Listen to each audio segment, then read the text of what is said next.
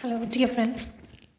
आज हम देखेंगे कि कुछ क्वेश्चन जो कि सिविल्स लेवल के होते हैं, जैसे यूपी पीसीएस हो गया, पीसीएस हो गया, कोई भी स्टेट पीसीएस हो गया, सिविल्स लेवल का मीन्स कोई भी एग्जाम, एसआई भी हो गया, एंड जो भी कॉम्पिटेटिव एग्जाम्स हैं, आरओ बीपीएससी, ये सारे जो भी एग्जाम्स हैं, इसमें जो साइंस लेवल के जो क्वेश्चन आते हैं उनको देखेंगे हम। ये टॉपिक सेल से रिलेटेड है। सेल के ही जो कोशिका है, अगर आप हिंदी मीडियम से हैं तो make sure this video is useful for you. अगर इसमें क्या है, सेल से रिलेटेड ही क्वेश्चन है जितने भी हैं, और ये सारे क्वेश्चन जो है ये प्रीवियस ईयर में आए हुए क्वेश्चन ही हैं, या जो इम्पोर्टेंट है वही क्वेश्चन है। So let's start. First question आ जाएगा आपका, अपरिपक्व फल पकने के बाद मुलायम क्यों हो जाता है। मीन्स ये क्या कह रहे हैं, जो फ्रूट होता है वो पकने के बाद मुलायम क्यों हो जाता है। अब अपरिपक्व रहेगा तो कच्चा ही रहेगा ना, लेकिन पकने के बाद मुलायम क्यों हो जाता है। इसका रीज़न है कि जो सेल में प्रेजेंट होता है, क्या मिडल लैमिला होता है, वो क्या होता है, वो बाद में जो प्राइमरी सेल है और जो सेकेंडरी सेल है उसमें डिपॉजिट हो जाता है। मीन्स वो उसी में ही मिक्स हो जाता है, जो मिडल लैमिला बोलते हैं। और मिडल लैमिला जो कि जब अपरिपक्व रहता है, फल जब कच्चा रहता है तब प्रेजेंट होता है, और कठोर इसीलिए फल होता है क्योंकि वो एक कॉम्पैक्ट लेयर बनाता है।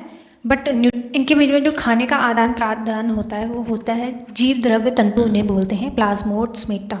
ओके।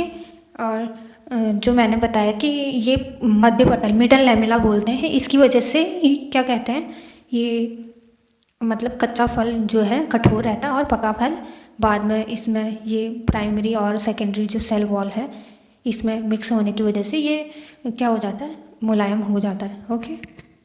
सो आंसर इज 1, मध्य पटल के खुलने के कारण। Okay.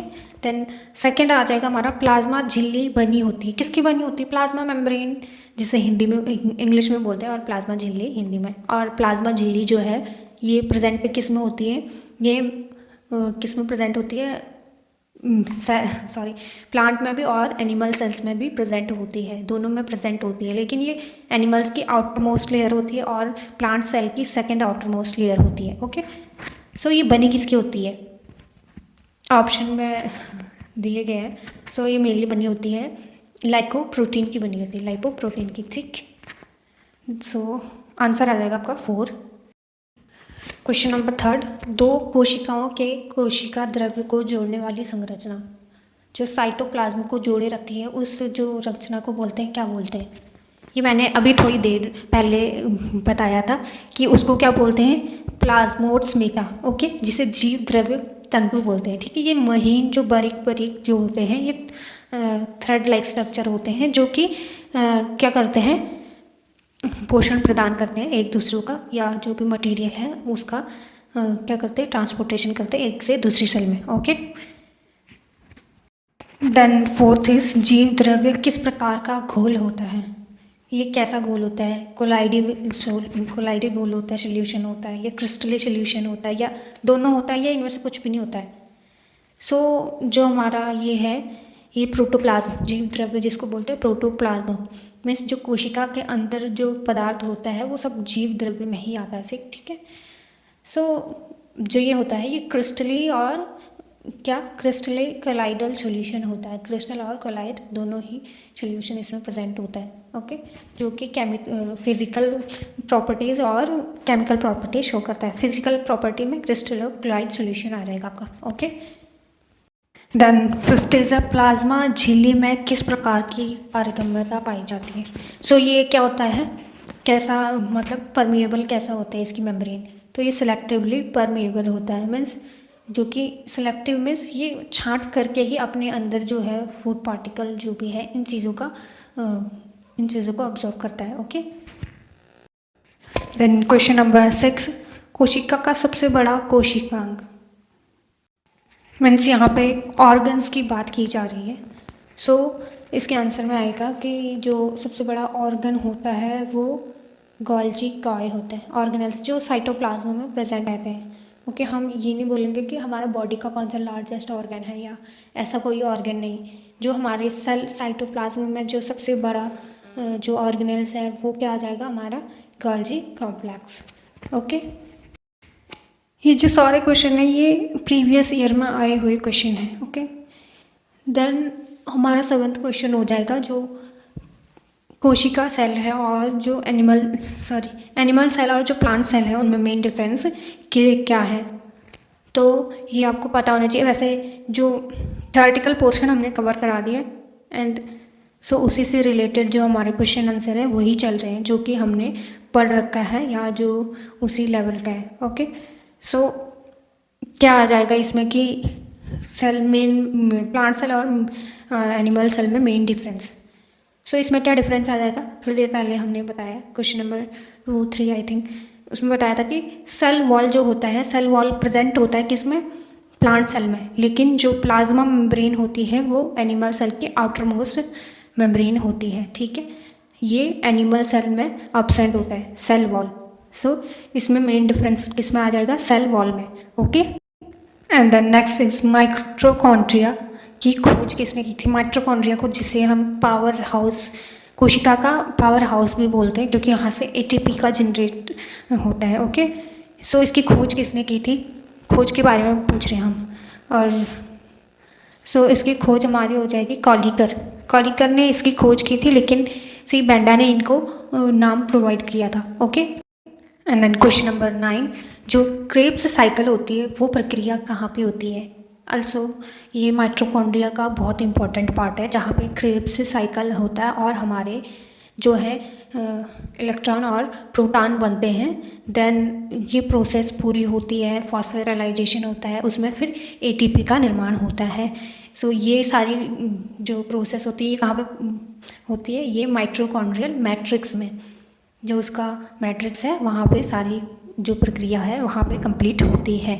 Okay, and then question number 10, F1 का अन्य नाम क्या है। F1 ये पार्टिकल कहाँ पे प्रेजेंट होता है, ये जो है ये प्रेजेंट होता है माइटोकॉन्ड्रिया के क्रिस्टी जो पार्ट होता है, जो फिंगर लाइक स्ट्रक्चर होता है, उसमें जो क्रिस्टी वाला पोर्शन होता है उभरा हुआ सा, जो अंदर जो इनर मेम्ब्रेन में प्रेजेंट होता है। ओके, इनर मेम्ब्रेन के इनर चैम्बर में प्रेजेंट होता है क्या, क्रिस्टी में जो F1 पार्टिकल होते हैं उसका नाम क्या है, उसको ऑक्सीसोम भी बोलते हैं।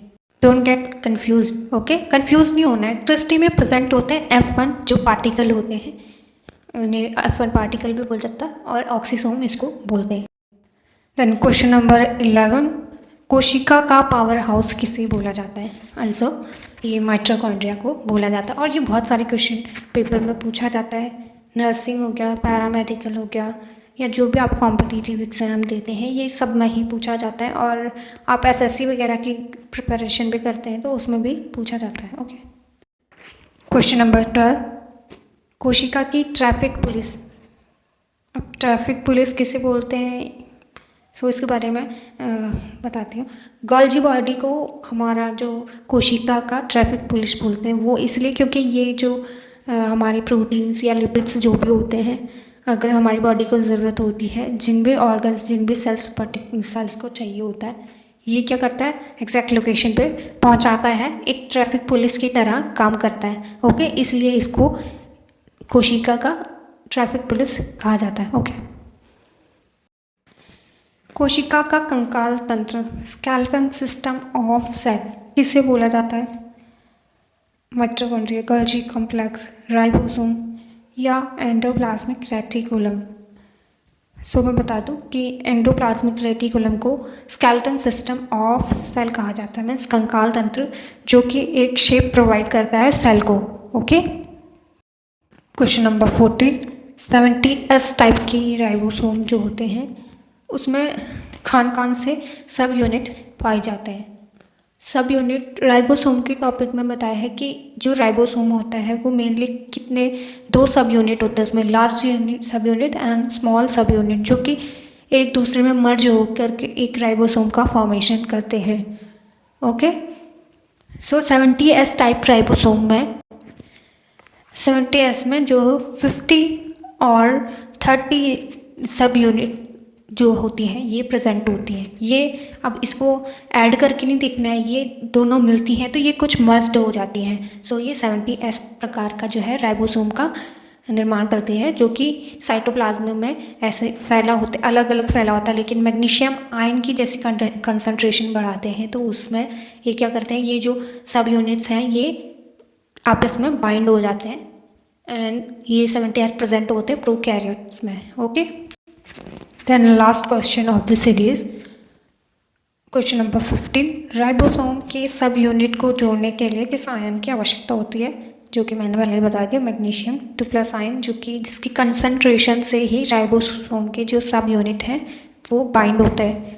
80S में मेनली 60S और 40S टाइप के ही वो सब यूनिट पाए जाते हैं और ये प्रोकैरियोट्स में, यूकैरियोट्स में पाए जाते हैं. Okay, then thanks for watching.